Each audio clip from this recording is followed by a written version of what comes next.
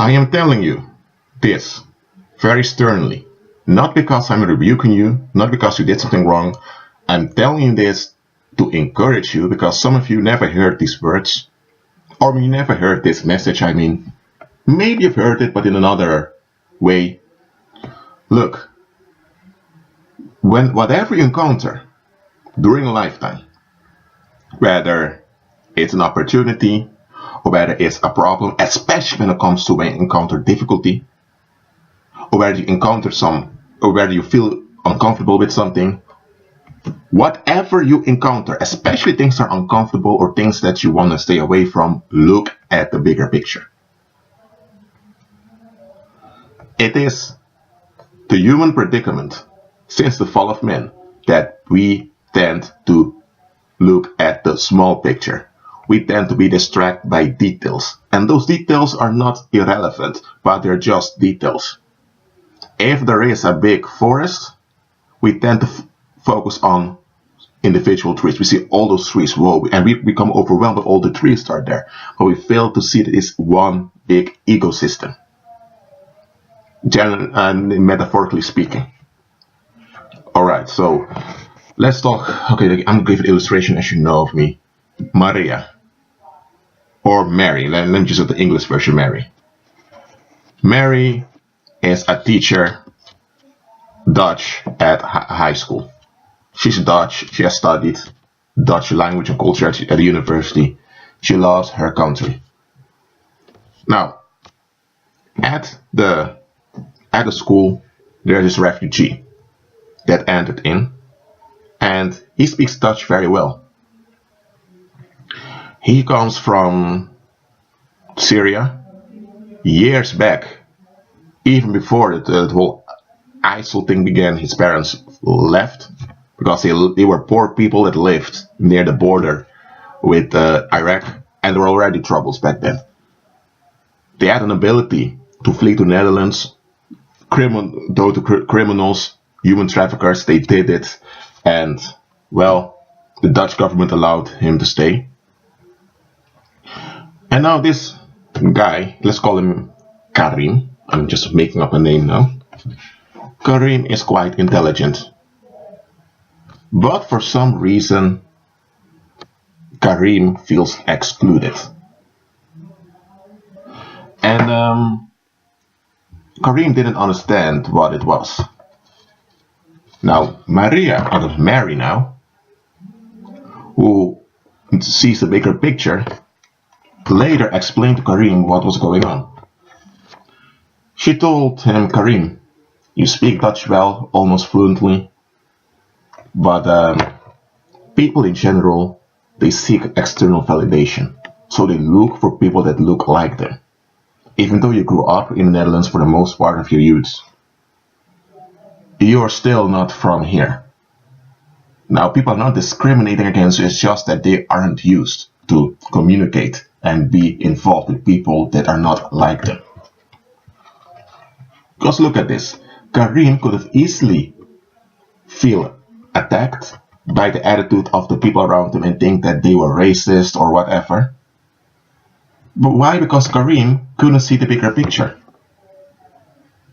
Karim was thinking, my parents left my own country, they came here because his country was good.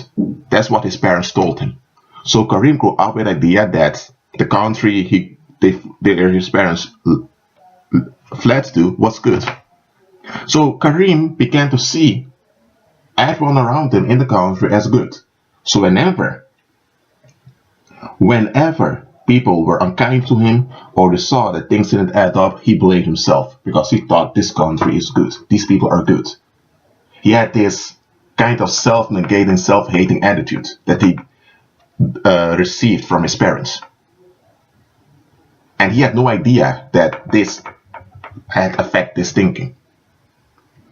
After Karim heard what Mary, the Dutch teacher, said, Karim realized, hold on, it's true. It's then that Karim began to reflect upon his own way of behaving, and he realized that he was often seeking the validation of the good country his parents fled to. The rejection his parents felt in their own country, the shame they felt, they transferred it onto their son. And their son received it without realizing he has received it. So Karim was distracted by the avoidant behavior of many of the pupils around him. He was also distracted by the emotion he felt with it. But he didn't see the bigger picture. And look, maybe you're like Karim now. That you're facing something and you don't know why you're facing it and why the problem doesn't just go away. First of all, it's not a problem. You think it's a problem. Alright? Especially if you're a believer, for the believers there are no problems, only challenges that they will conquer by faith. Maybe you're like Karim now. And you're so distracted by the details. And those details are true. They are happening. I'm not telling you to live in a fantasy as if they're not there. But they are. But listen to this. If you're not looking at the bigger picture, you're already distracted. And when you're distracted, Satan can easily access you. He can access your mind very easily. So look at the bigger picture. For example, if you have a community where the women are a bit reserved to interact with foreigners, let's say you go to a town in Japan and the people there are quite reserved, the women especially speaking to foreigners, don't think that they have something against foreigners or something like that. It's just that they have grown up in a homogeneous environment. They haven't been exposed much to otherness. And in their society, I'm not saying that Japanese society is like this, I'm just using this as a parable. It can be that in their society, in their environment, it is the homogeny that keeps people together. It's the homogeny that reduces violence. So the homogeneity is very important. And adding some diversity in it might break down the social ties. And those women, eventually they want to have a husband and be stable over there in that community. That's why they avoid foreign men. Some of them may flirt or get involved briefly with foreign men, but eventually they want to have stability for their lives. So that's why they are a bit reserved towards foreigners. Another thing, it can be that you're on welfare right now and that you're desperately looking for a job.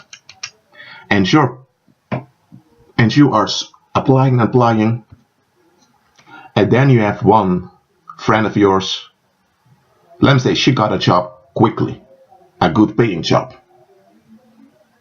She didn't even have to apply often.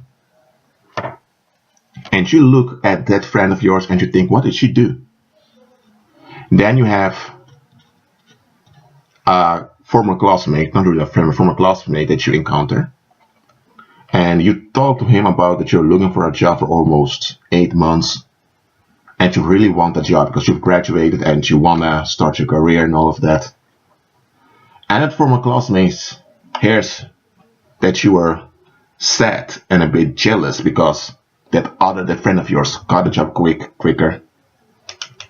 So the former classmate asks you who it is.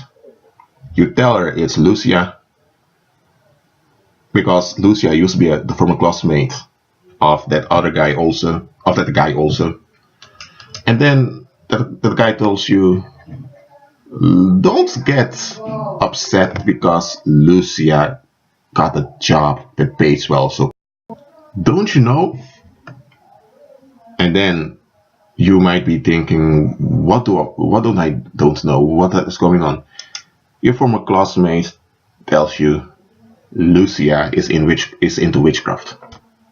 She's not deep involved, but she has joined a small group of women that chant to do crazy stuff in the weekend. And then you think, what? You really didn't know, the former classmate tells you. And then the former classmate also reveals to you, I heard that Lucia got that job, but haven't you noticed that she is often tired and that she is under a lot of stress?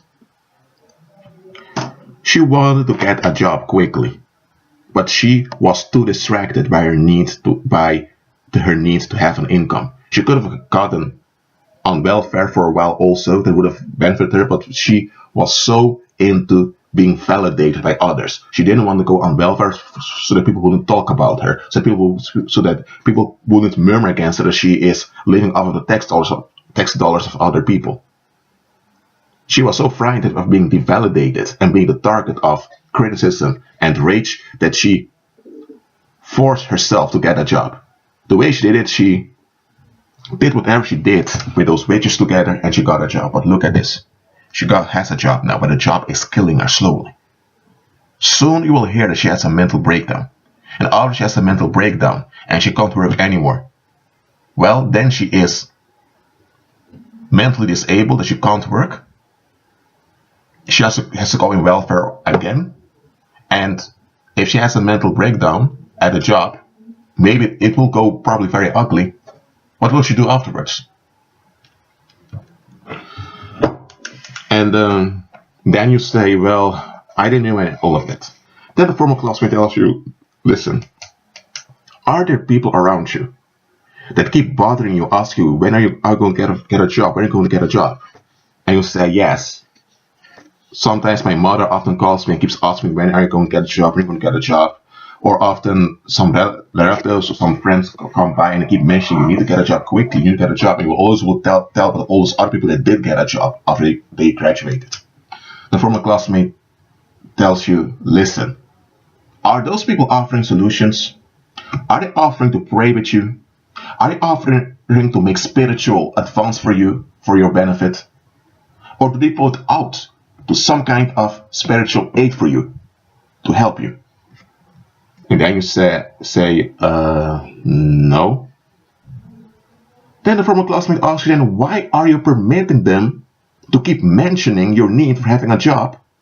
And why do you permit them to keep complaining covertly towards you because you don't have a job? Why are you permitting them to do that? Why don't you close down the phone or the communication with them? And then you think, but they are family, they are relatives, the former classmate tells you, you're in a need now. And it's obvious that you are becoming a bit depressed by all this going on. And let me tell you another thing. The fact that you don't have a job right now, that's not really the issue. You think that is the issue. The issue is you have a lot of people around you that they're paying, that they're projecting upon you, and they're using that you not having a job as an excuse to murmur and complain about you. And they're holding on to the false idea that you are responsible for how they are feeling. So they're looking for an excuse to throw their weight upon you. So that's why they don't offer solutions to you. That's why they don't go and pray with you, giving you some spiritual aid that will benefit you. Okay, the former classmates then ask you another thing. If someone was shut down in the streets and you would have people around that saw what happened, but they did not call 911, but they kept talking about it and they began to make pictures of it and imagine all kinds of stuff. Later, 2 hours later, an ambulance arrives and the hospital individual dies because it had taken too long before the ambulance arrived. When the police investigates that case, who are you going to hold responsible for the death of that individual? Then you say the one that shot them. And then the former classmate tells you, not only he. They know he has been shot. So of course they're going after the shooter. But they will jail those other people that were around that did not call 911. Why? Them benefiting from the situation by murmuring about it, complaining about it, and feeling good about themselves that they're not the ones that were shot down. Their self-validation cost that victim his life. Not only that victim had relatives, that victim maybe had a wife, he maybe had children, or if it was a woman, she may have a husband or was about to get married. She may have a job where people were hanging around her, so all those people are affected now. Because those people are back there, they don't want to take their collective responsibility. And you say, well, that's correct. The police should arrest them and they should be sentenced to jail for a long time. The formal classmate tells you then, why are you allowing those people who operate like Jezebels to keep burdening your mind?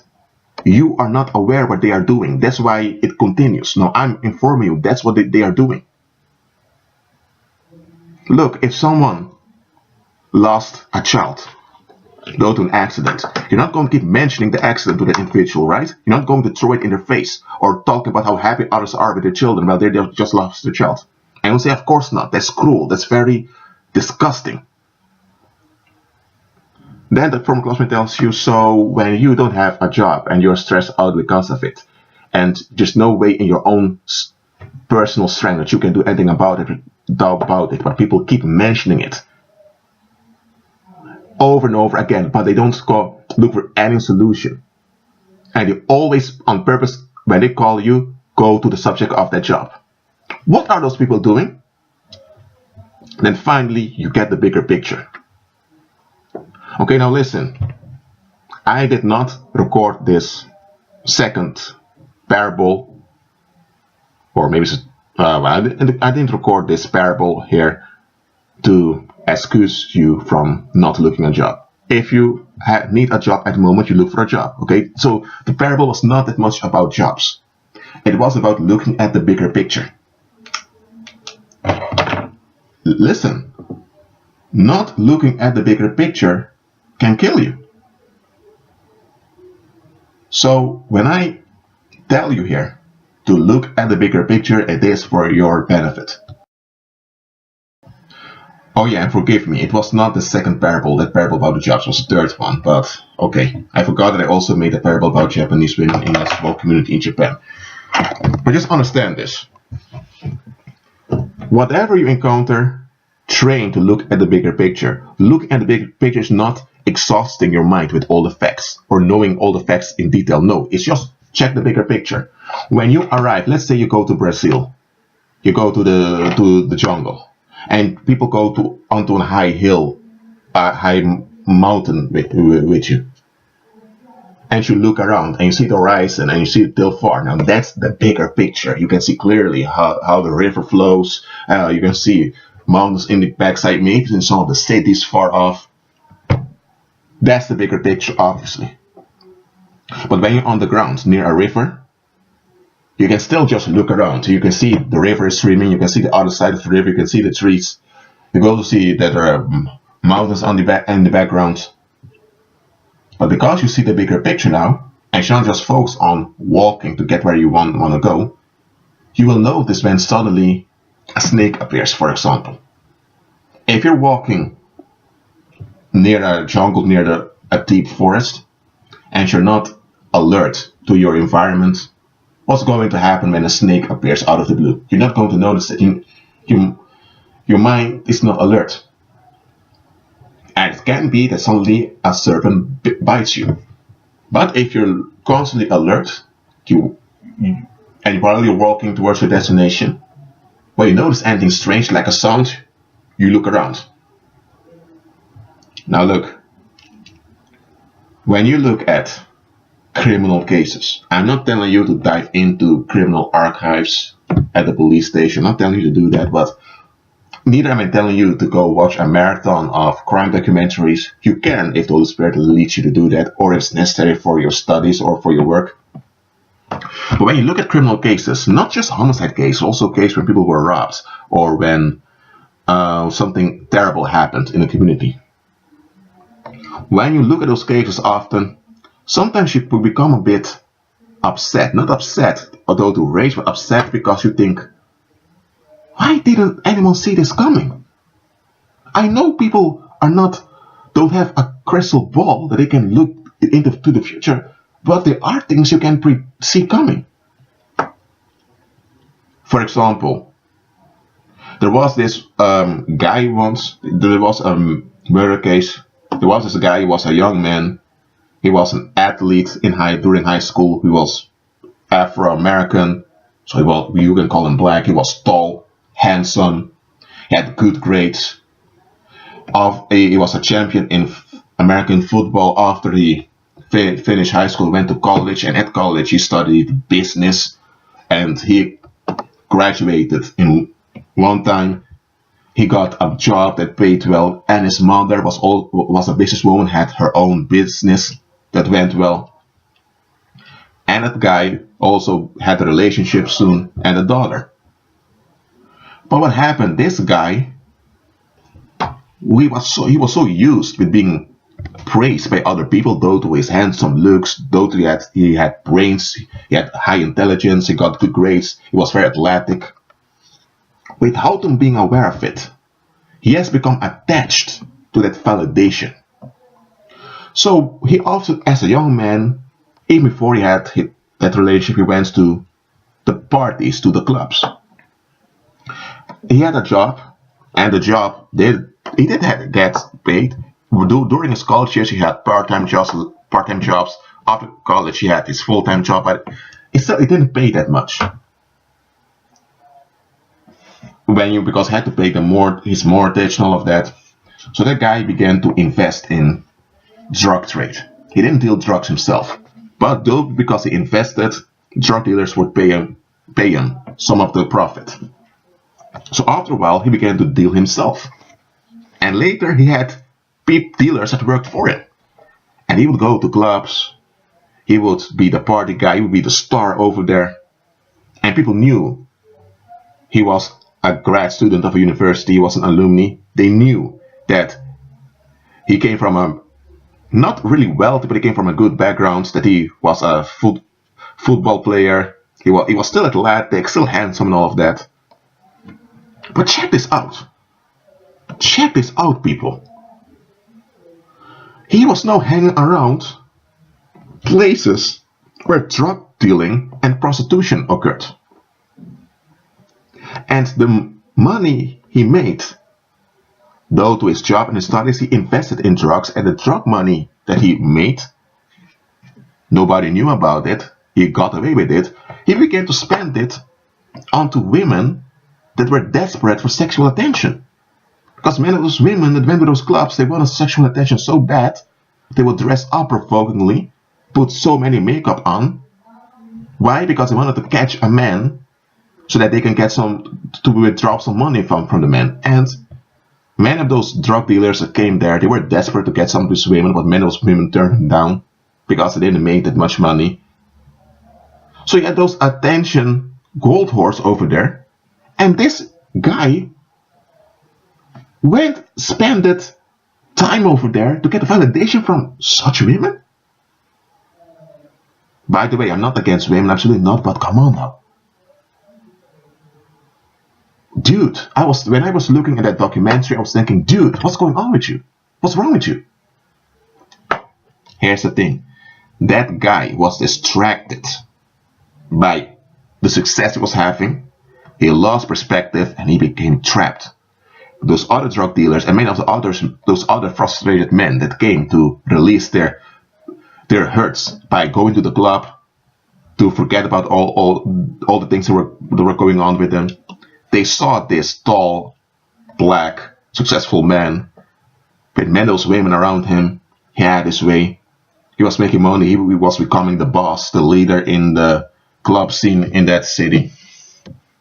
So the smaller drug dealers that were before him there, they became so desperate and so obsessed with the guy that they thought, we need to take this guy out.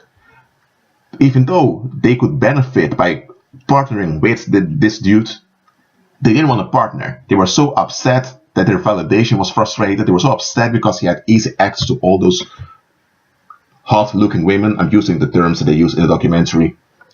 That they wanted to release their pain by killing the guy. Nobody knew that this tall young man was handsome, who so-called had it all. No one knew he was into drugs. No one knew about his hidden lifestyle. But here's the thing. The desperate attention he got that turned into psychopathic rage, man, he was in trouble. So what happened? One day, he received a call from some drug dealers in New York to come over to New York to make a deal. and he would get supplies directly from New York, which meant that he would become a bigger drug dealer. He would make more money. He already made thousands of dollars, tens of thousands of dollars, but now he would become to make even more. And so we thought, great. The guy booked a plane to New York, and he was walking down the street to go to the hotel where he would meet the people. While he was walking there, he was shot down in public. Well, you can understand his relatives and all the people that knew him were shocked and traumatized because he was killed. It was later they found out about his hidden lifestyle. And who killed the guy? It was one of those small drug dealers that was dealing drugs for years, that was desperately wanted to get with one of those women there, but they never wanted him. One of those guys that had an issue of rejection, that was so upset with this other guy that was successful, he conspired with other drug dealers to lure that guy to New York and to kill him over there. Now when you look at how this guy perished, when he got that phone call, the drug dealers from New York wanted to get into a deal with him, he didn't check who those people were. He didn't even consider maybe it's a trap. And he went on his own. He could have at least hired some people and go with them together. Because I'm telling, that guy lost perspective, and it cost him his life, his family, and he had a small daughter that was now growing up without her biological father, who now had to learn later in life that her father was a drug dealer that was killed. How would this affect other people who would know about her father when she's growing up? And she's Afro-American, so people that have racial biases can also use that against her. And also his mother now had to face that her son went into drugs. And she can also think, what did I do wrong with raising this kid? I mean, that guy lost perspective. Now, I don't want to make this audio recording too long. So understand that losing perspective is a very dangerous thing. Look, if you are studying something, like you are doing a research to a subject and go deep into a subject and you narrow it down, there's nothing wrong with that. There's nothing wrong with narrowing down. Nothing wrong. But it should not be your default state of operating. And for many people, that's their default state. Looking at a small picture. The small picture is how they feel, how they think. They operate from self-validation. Based upon their likes and dislikes, what they think, how they feel, their opinions. They don't look at the wider picture, the bigger picture. And looking at the bigger picture, it will benefit you because, look, that handsome young man that was so successful, if he would have looked at the bigger picture, he would have realized that going to such places, those clubs are going to bring bad company around him. Because that young man, I'm not saying that he was a saint, because as far as I know, he didn't even follow Christ. During high school, he was even defending weaker people who were bullied. So he defended people against bullies. So he had good intentions. So I'm not saying it was a bad guy, it was an evil guy. No, I'm not saying that at all. What I'm saying is he was trapped. And the enemy used that trap to kill, steal, and destroy. The enemy killed him. And you know what? He cooperated with the enemy against himself because he didn't have any perspective. If he had perspective, he would have realized, okay, I got my job, it's not paying that well. If I invest into drugs a little bit, I may get a return back, but those people, they are accursed. They are addicted to validation, so if I get involved with those people, while I don't need to, it's going to open a door to much more trouble. If he would have looked at the bigger picture instead of looking at the quick gain. Because first he didn't want to become a drug dealer, he just thought, okay, I'm going to give maybe a few $100 to these drug dealers, and every time they make profit, they'll pay a certain percentage to me. It's like having a share in a company, but now in the criminal world. If that guy would have looked at the bigger picture, he would have never done that. And if he would have never done that, he would have never been drawn into that lifestyle of becoming a drug dealer. It all happened so fast. It happened so fast. And that's how the enemy works. When he has trapped you, he will distract you with benefits. And those benefits are not meant to really benefit you in the long term. Those benefits are meant to distract you so that he can draw you to your destruction. Don't be like this handsome, tall, Afro-American dude. Pray. Pray. Agree with Christ. If you don't have enough perspective, pray about it. And you know what? The Lord will permit you to suffer for a while, because suffering, I'm not saying suffering in itself is something good. I'm not saying that affliction and all those troubles are good stuff, but when you are suffering, you become detached from all the attachments that are distracting you, and you will gain perspective. All right? So even though the suffering itself is not something good, it will work out for your good. Understand me?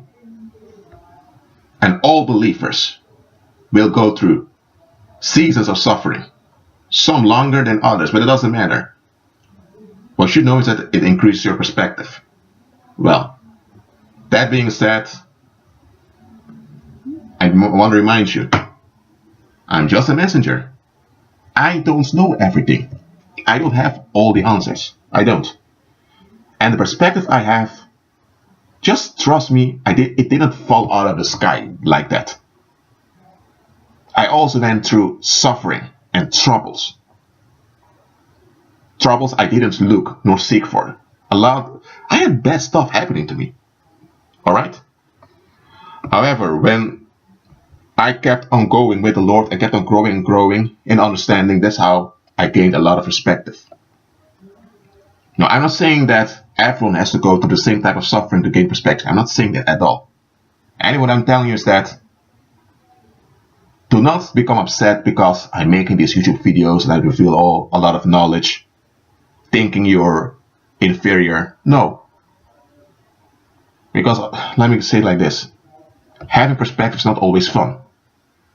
Okay, because you can see bad stuff coming that others don't. And often when you want to warn others, others are going to act out against you. So you will need to learn to walk away from certain people, because those people will draw you into trouble. But anyway, overall, having perspective is very important. Especially when you are here to be a blessing for others. Especially if you have a family or people under your care. Well, that being said, be at peace.